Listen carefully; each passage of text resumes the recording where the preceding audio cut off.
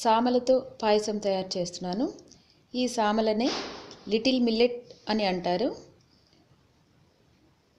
కొన్ని ప్రాంతాల్లో సామై అని కూడా అంటారు.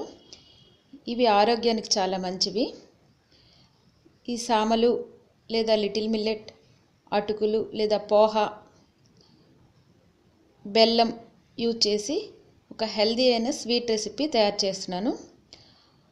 ముందుగా ఈ సామల పాయసానికి కావలసిన పదార్థాలు: సామలు లిటిల్ మిల్లెట్ 1 కప్పు, అటుకులు 1/2 కప్పు, బెల్లం 1.5 కప్పు, జీడిపప్పు తగినన్ని, నెయ్యి 2 టేబుల్ స్పూన్స్, ఇలాచీలు 4, వాటర్ 2 కప్స్, పాలు 1/2 లీటర్. ఈ సామలు అనేవి మార్కెట్లో దొరుకుతాయి. ఇవే లిటిల్ మిల్లెట్ అంటారు. కొన్ని ప్రాంతాల్లో సామై అంటారు. ఇవి ఆరోగ్యానికి చాలా మంచివి. ఇవి చూడటానికి కొర్రల్లా ఉంటాయి, అంటే ఫాక్స్ టైల్ మిల్లెట్లా ఉంటాయి. కొన్ని కలర్ మాత్రం కొంచెం డిఫరెంట్గా ఉంటుంది ఈ సామలవి. ముందుగా స్టవ్ వెలిగించి ఒక ప్యాన్ స్టవ్ మీద పెట్టుకొని 1/2 టేబుల్ స్పూన్ నెయ్యి వేసి అది వేడెక్కాక ఇందులో కాజు వేయించుకోవాలి. కాజు కాస్త లైట్ బ్రౌన్ కలర్ వేగాక దీన్ని ఒక బౌల్లోకి తీసుకోవాలి. తిరిగి అదే బౌల్లో ఒక 1/2 టేబుల్ స్పూన్ నెయ్యి వేసి అటుకుల్ని లైట్ బ్రౌన్ కలర్ వచ్చే వరకు వేయించుకోవాలి. ఈ విధంగా అటుకులు వేగాక వీటిని ఒక బౌల్లో తీసుకోవాలి. తిరిగి అదే ప్యాన్లో ఒక టేబుల్ స్పూన్ నెయ్యి వేసి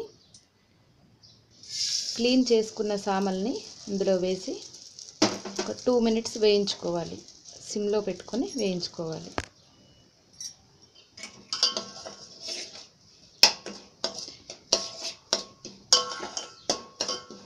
సామలు 2 మినిట్స్ వేగాక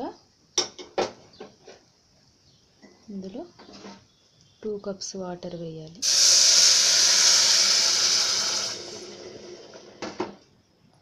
వేసి బాగా కలపాలి.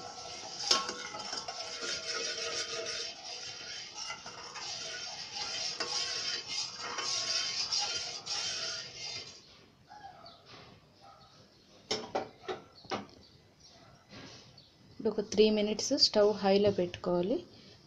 కొంచెం పొంగిన తర్వాత సిమ్లో పెట్టుకోవాలి. ఇలా ఒక పొంగు వచ్చిన తర్వాత దీన్ని సిమ్లో పెట్టుకొని ఉడికించుకోవాలి. ఈ విధంగా సామలు 80% ఉడికిన తర్వాత ఇందులో 1/2 లీటర్ పాలు వేయాలి. వేసి ఒక 3 మినిట్స్ హైలో ఉంచాలి. బాగా కలుపుకోవాలి.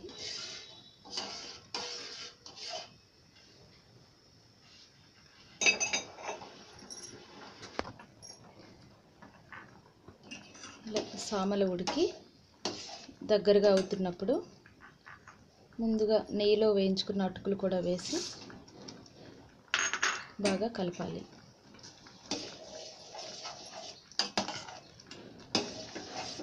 అటుకులు తొందరగానే ఉడికిపోతాయి.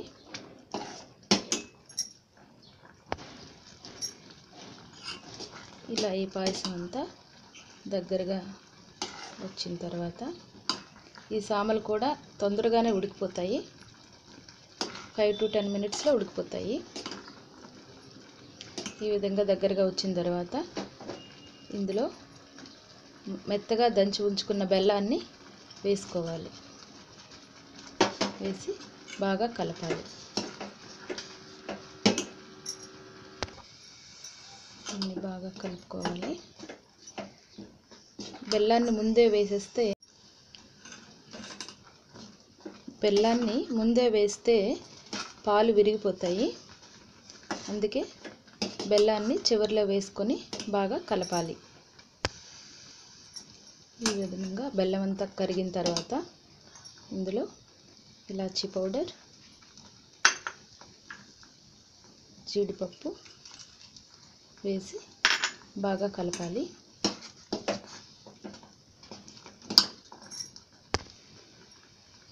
చివరిగా 1/2 టేబుల్ స్పూన్ నెయ్యి వేసి